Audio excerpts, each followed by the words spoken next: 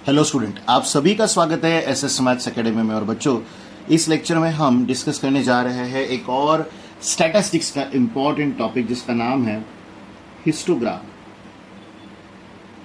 आपने previous lecture में pictorial representation of a statistical data का इंपॉर्टेंस जाना, जिसका सबसे पहला इंपॉर्टेंट टर्म है histogram.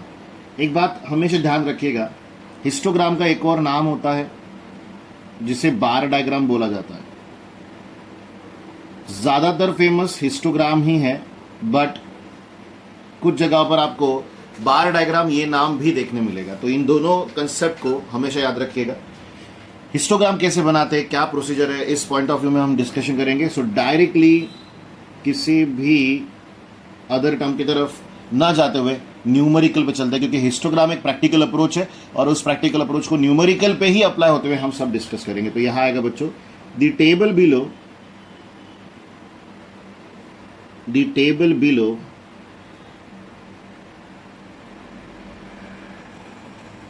shows the net asset value। ध्यान रखिएगा, नेट एसेट वैल्यू को NAV भी कहते हैं कैपिटल लेटर्स में। Per unit of mutual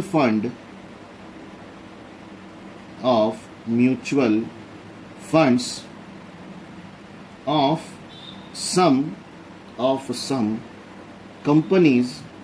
some companies आगे बोला गया है ड्रॉ a histogram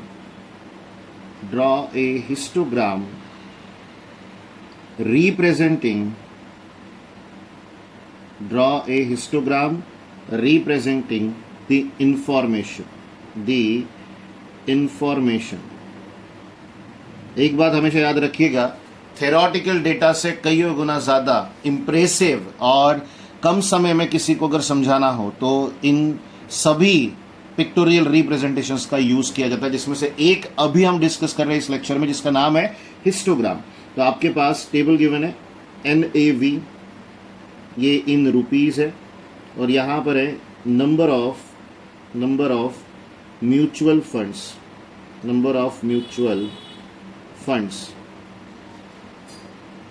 सो बच्चों, पहली वैल्यू है 8 to 9, देन है 10 to 11, then 12 to 13, then 14 to 15, then 16 to 17। जैसा कि आपको याद होगा कि ये जो न्यूमेरिकल है, सेम न्यूमेरिकल आपने इससे पहले भी देखा है। और एक इंपॉर्टेंट बात, वहां पर सिर्फ और सिर्फ हमने डिस्कस किया था कुछ छोटे पॉइंट्स को, अभी प्रैक्टिकली इस न्यूमेरिकल को हम यहां पर बनाएंगे। सबसे इंपॉर्टेंट बात क्या है कि हिस्टोग्राम हो या कोई भी, ये है ग्रुप टू फ्रीक्वेंसी डिस्ट्रीब्यूशन, और ग्रुप फ्रीक्वेंसी डिस्ट्रीब्यूशन को कंटिन्यूअस होना जरूरी होता है। आप देखो, यहाँ का अपर लिमिट जो है वो क्या यहाँ की लोअर लिमिट है? जवाब है नहीं। तो आपको सबसे पहले इन दिए गए क्लास इंटरवल्स को कंटिन्यूअस क्लासेस में कन्वर्ट करना होगा, और उसके लिए हम हमेशा यूज करते हैं, आपको याद होना चाहिए, करेक्शन फैक्टर। मीडियन और मोड, इन दोनों में हमने सेम कंसेप्ट को अंडरस्टैंड किया। तो यहां मैं मेंशन कर रहा हूं, the given classes are not continuous let's make the classes continuous just for the knowledge। मैं यहां पर मेंशन कर रहा हूं method by using correction factor. ये बात हमेशा याद रखिएगा, करेक्शन फैक्टर निकालने के लिए किसी भी पहले क्लास इंटरवल को छोड़ किसी भी क्लास इंटरवल को आप ले सकते हो अंडर कंसिडरेशन। उसकी लोअर लिमिट और उसके प्रीवियस की अपर लिमिट दोनों का सब्ट्रैक्शन डिवाइड बाई 2, जो भी वैल्यू आएगी वो सारे लोअर लिमिट में से सब्ट्रैक्ट होगी और सारे अपर लिमिट में वो बच्चों ऐड होगी। तो ये कंसिडरेशन आप सभी को ध्यान रखना है, इसे भूलना नहीं। सो बच्चों, इसके आगे अगर हम बढ़ते हैं तो यहां हम लिखेंगे NAV इन रुपीज, देन है आपके पास नंबर ऑफ म्यूचुअल फंड्स।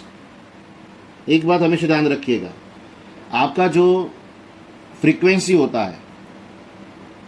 तो जब आप करेक्शन फैक्टर का यूज करते हो तो उस पर किसी भी तरह का कोई फर्क नहीं पड़ता, तो वो एज इट इज रहेगा। सिर्फ क्लास इंटरवल में straight and forward 10 minus 9 1, 12 minus 11 1, 14 minus 13 1, 16 minus 15 1, कोई भी क्लास इंटरवल ले लो चलेगा, प्रॉब्लम नहीं है फर्स्ट को छोड़कर। लेकिन जो भी लोग है, समझ लो आपने ये कंसिडर किया तो इसकी लोअर लिमिट 12 है, तो इसके प्रीवियस वाले क्लास का अपर लिमिट, तो 12 माइनस 11 1 आएगा, 1/2 करना है, 0.5 आएगा। अब 0.5 इन सभी लोअर लिमिट में सब्ट्रैक्ट करो और इन अपर लिमिट में ऐड करो, तो पहला क्लास इंटरवल आएगा बच्चों 7.5 से 9.5, देन 9.5 से 11.5, देन 11.5 से 13.5, देन 13.5 से 15.5, देन आएगा 15.5 से 17.5। तो ये है आपके कंटिन्यूअस क्लास इंटरवल। जैसे ये बन गए, इसके आगे हमें हिस्टोग्राम बनाना है। तो हिस्टोग्राम की प्रोसीजर के लिए बट ऑब्वियस सी बात है, आप जानते हो कि मुझे एक ग्राफ फॉर्म करना होगा।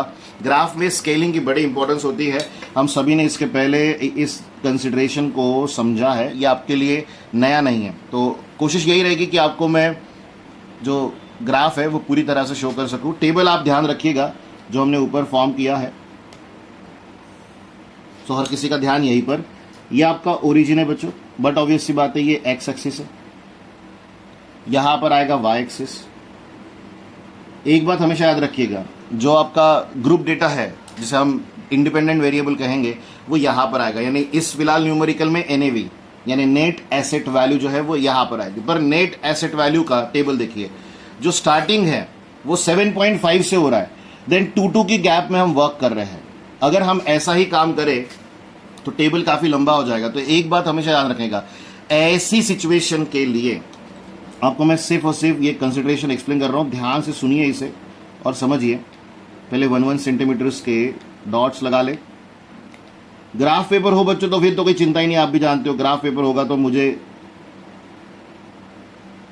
या हमें किसी भी तरह का एक्स्ट्रा एफर्ट्स लेने की जरूरत नहीं पड़ती है, डायरेक्टली हम बना सकते हैं। तो ये 1 सेंटीमीटर की जो गैप है, यहां पर एक इस तरह का साइन लगाइएगा।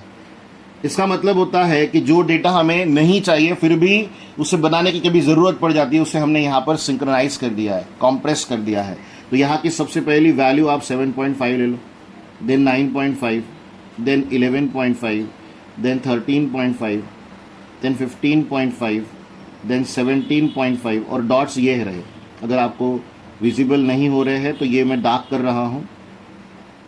उसके बाद अगर वैल्यू होती तो वो 19.5 ही होती, पर इसके आगे हमें बढ़ने की जरूरत नहीं है। और एक बात ध्यान रखिएगा, 2 की गैप है, करेक्ट है, तो इसके पहले बहुत सारी ऐसी वैल्यूज थी जो हमें नहीं चाहिए। जस्ट लाइक आप कंसिडर कर लो 0 के बाद आती कौन सी वैल्यू जो है वो 0.5, फिर 0.2, 2.5, फिर 4.5, इस तरह का जो डिफरेंसेस है वो आपको यहाँ पर समझ ही नहीं आता, क्योंकि वो इक्वी नहीं है।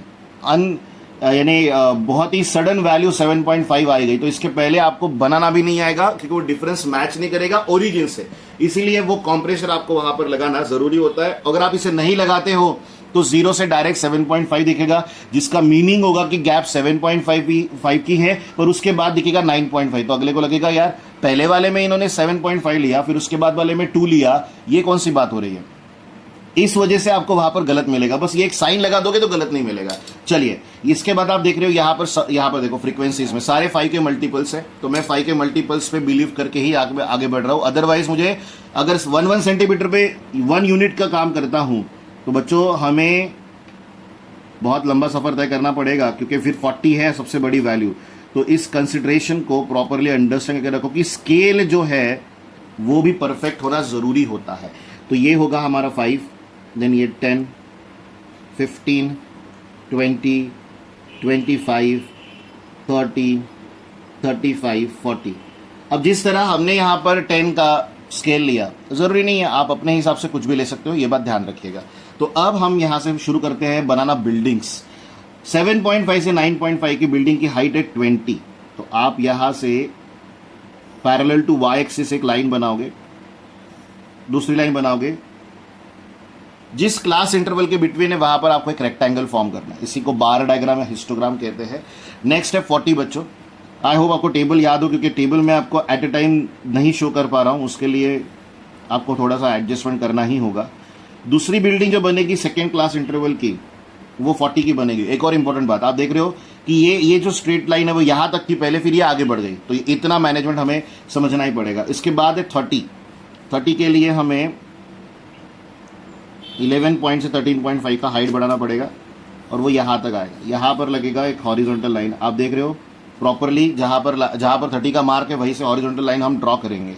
ग्राफ रहेगा ना बच्चों तो और बेटर हो जाएगा। देर है 25 बच्चों, तो 25 से हॉरिजॉन्टल लाइन लगेगी और लास्ट में 15 है, तो 15.5 से 7.5 तक के इसमें, तो ये रहा आपका 15।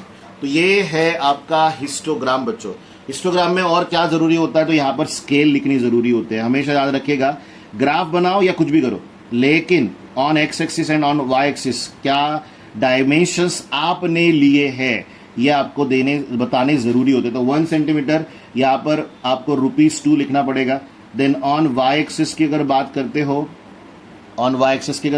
हो, तो 1 सेंटीमीटर इज इक्वल टू, आपने 5 यूनिट लिया है तो वो 5 फंड्स हो जाएंगे, क्योंकि हमने नंबर ऑफ म्यूचुअल फंड्स में बात की थी या हमें बोला गया था वैसा। देख रहे हो NAV जो है वो इन रुपीज है और म्यूचुअल फंड्स जो है नंबर ऑफ म्यूचुअल फंड्स में है, तो यहाँ पर 5 फंड्स में हमने बाइफर्केशन किया है। पर एक बात ध्यान रखिए, जरूरी नहीं है कि किसी ने अगर यानी इन एक्सेस के लिए क्लास इंटरवल तो सबके सेम रहेंगे, रेस्ट्रिक्टेड रहेंगे, उसमें कोई प्रॉब्लम नहीं है। पर मैं आपको ये कहना चाहता हूं कि जहां पर हम वाई एक्सिस की बात करते हैं वहां पर आप 10 फंड्स को भी ले सकते हो on the Y axis as 1 centimetre. उसके अलावा फिर कुछ नहीं ले सकते, फिर 2 फंड्स ले सकते हो, लेकिन फिर ग्राफ हाइट में बहुत ज्यादा हो जाएगा। तो थोड़ा ख्याल रखना कि ग्राफ इतना बड़ा ना हो जाए कि फिर वो आपको बनाने में भी तकलीफ हो रही है। ऐसा ग्राफ बनाओ जो हम कंट्रोल्ड तरीके से किसी के आगे रख सकते हैं, उसमें अननेसेसरी थिंग्स नहीं होने चाहिए। 2 बातें और बता दे, यहां पर हमने क्लासेस लिखी है बच्चों और यहां हमने फ्रीक्वेंसीज लिखी है। हर न्यूमेरिकल में जहां हिस्टोग्राम बना रहे हो वहां एक्स एक्सिस पर क्लासेस आएंगे बच्चों और वाई एक्सिस पर आएंगे फ्रीक्वेंसीज। चलिए इस न्यूमेरिकल को अंडरस्टैंड करने के बाद, क्योंकि ये हिस्टोग्राम हमें बनाने के लिए बोला गया था और वो हम काम कर चुके, तो यहां पर हमारा फर्स्ट न्यूमेरिकल फिनिश होता है। अब हम यहां से आगे बढ़ेंगे सेकंड न्यूमेरिकल के लिए, और जैसा मैंने आपको कहा था कॉम्प्रेसर लगाने वाली बात, तो वो हर न्यूमेरिकल में एग्जीक्यूट होती है, ये बात भी आपको समझ के रखनी है। चलिए यहां से आगे बढ़ते हैं, एग्जाम्पल नंबर 2। और ये बात मैं समझता हूं कि आप सभी ने न्यूमेरिकल को, सर बोले हिस्टोग्राम हमें समझ में आ गया, डेफिनेटली आप चिंता मत करो, हम हर न्यूमेरिकल बना पाएंगे, क्योंकि बच्चों कुछ किया ही नहीं हमने, बस एक ग्राफिकल प्रेजेंटेशन को बनाया है, जिसकी आदत हमें प्रीवियस स्टैंडर्ड में भी थी थोड़ी बहुत, मैं पूरी नहीं कहूँगा। तो एक और न्यूमेरिकल आपके बने बनाए कंसेप्ट को और मजबूत करने के लिए, तो यहां हम लिखेंगे time allotted for the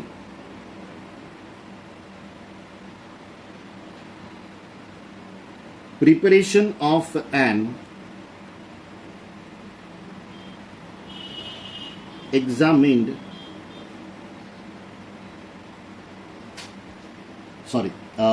preparation of an examination by some students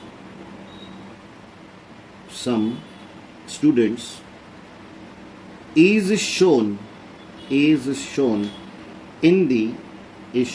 in the table। तो आगे है draw a histogram to show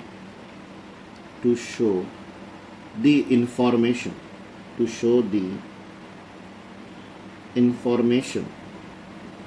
यहां पर है बच्चों टाइम, जो कि इन मिनट्स है, और दूसरा है नंबर ऑफ स्टूडेंट्स, दोनों कैप्शंस,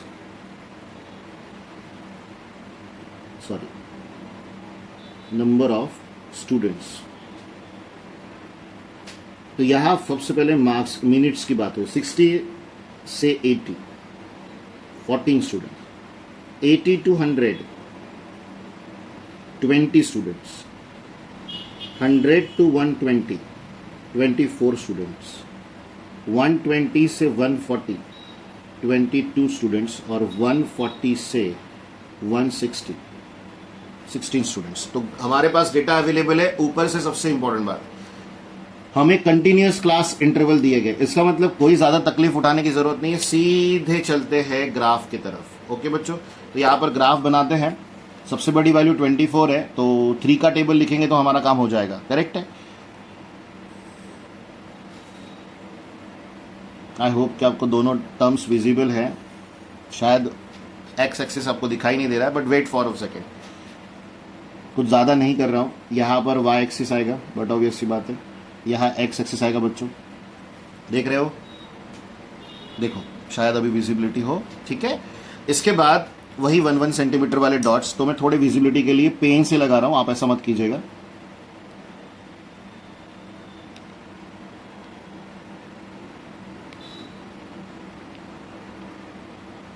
और एक ही बात, अगर ग्राफ पेपर हो तो रिपीटेडली कह रहा हूँ तो चिंता नहीं है, लेकिन अगर आप रेगुलर कॉपी में बना रहे हो तो थोड़ा सा समझ के अच्छे से उसे मार्क कीजिएगा। उस मार्किंग में कहीं पर 0.1 का भी डिफरेंस ना हो, इसका ख्याल रखिएगा। क्योंकि हिस्टोग्राम रहे, फ्रीक्वेंसी पॉलीगॉन रहे, फ्रीक्वेंसी कर्व रहे, ये सारे कहीं ना कहीं यूटिलाइज्ड होते हैं, ठीक है। इसका फर्दर यूटिलाइजेशन भी हमें समझाया जाता है। यहाँ पर फिर से मैं कॉम्प्रेसर लगाऊंगा। बोले सर यहाँ क्या ज़रूरत है, तो मैं शो कर दूँ शुरुआत 60 से हो रही है, ठीक है। तो ये हमारे लिए इंपॉर्टेंट होता है कि उसके प्रीवियस वाला डेटा जो हमारे काम का नहीं है, वरना अननेसेसरीली आपका जो डायग्राम है, जो ग्राफ है, वो बड़ा हो जाएगा बच्चों। तो 60 से 160 तक की वैल्यूज़ है, उतनी हमने मार्क कर ली। यहाँ पर 3, उसके बाद 6, 9, 12, देन 15, 18, 21, 24। अब यहाँ पर मार्किंग करना थोड़ा डिफिकल्ट है, क्योंकि हमने कुछ भी लिया तो भी वैल्यूज हमें तकलीफ देने ही वाली थी। तो यहाँ सबसे पहली 14 वैल्यू है, तो अब 12, 15 करेक्ट है। मिड पॉइंट पे 13 होगा, बट ऑब्वियस सी बात है यही मिड पॉइंट पे 13 नहीं होगा। यहाँ पर गैप जो है वो 3 की है, करेक्ट है। तो मिड पॉइंट अगर लेंगे तो इन दोनों का सम यानी 27, 13.5 होगा, यानी यहाँ पर कहीं 14 होगा। ओके बच्चों, तो ये अभी फिलहाल अंदाज़ा ग्राफ पेपर में बहुत एक्यूरेट। तो यहाँ पर एक हॉरिजॉन्टल लाइन बना लो। उसके बाद है 20, 21 है यहाँ, उसके नीचे ही होगा। तो ये दोनों को मिला लोगे तो ये कितना हो गया 30। यहाँ पर 19.5 की वैल्यू आएगी, तो 20 कहीं पर यहाँ होगा, करेक्ट है। तो इस पर्टिकुलर टर्म को और इंक्रीज करो, लाइन को इंक्रीज करो ये यहाँ पर। तो हमने 20 को यहाँ लिया है, ये आ जाएगा बच्चों। देन 24 सबसे लास्ट है, आखिरी में हमने वहीं तक टेबल बनाया, क्योंकि सबसे हाईएस्ट वैल्यू को बनाना, सबसे यानी कहाँ तक बनाना ये जानना है, तो सबसे हाईएस्ट वैल्यू देख लो, उस वहीं तक बनाओ। देन 22 कहीं पर यहाँ होगा।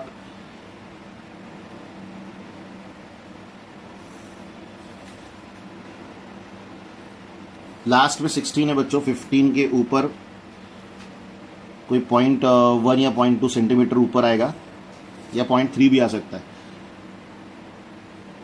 तो ये रहा आपका क्या बच्चों, हिस्टोग्राम, जो हमें बनाने के लिए बोला गया था। तो बच्चों सबसे बड़ा वैल्यू ये है, ये हम जानते हैं। यहाँ पर आप स्केल लिखोगे सिंपल तरीके से, तो आ जाएगा on X axis 1 centimetre is equals to, क्या लिखोगे, बहुत सिंपल है। बोले सर ये, तो यहाँ पर लिखना 20 मिनट्स, क्योंकि ये मिनट है। और ऑन आ जाएगा वाई एक्सिस, ये नंबर ऑफ स्टूडेंट्स है बच्चों। तो आपने 1 centimetre is equals to 3 students लिया है, तो वो मेंशन करना है आपको। तो इस तरह का हिस्टोग्राम बनाना है आपको, बहुत सिंपल आइडिया है ये। आई होप कि आप सभी को ये प्रॉपरली अंडरस्टैंड होगी और इसमें किसी भी तरह की डिफिकल्टी आपको नहीं होगी। तो बच्चों आप सभी से मुलाकात होगी नेक्स्ट लेक्चर में, फ्रीक्वेंसी पॉलीगॉन इस टॉपिक के साथ। बट आपके लिए एक असाइनमेंट भी है, अब आप प्रैक्टिस सेट 6.4 को आराम से सॉल्व कर सकते हो, और अगर डिफिकल्टी कहीं मिल जाती है तो आप वो पूछ भी सकते हो। बाय बाय बच्चों, टेक केयर।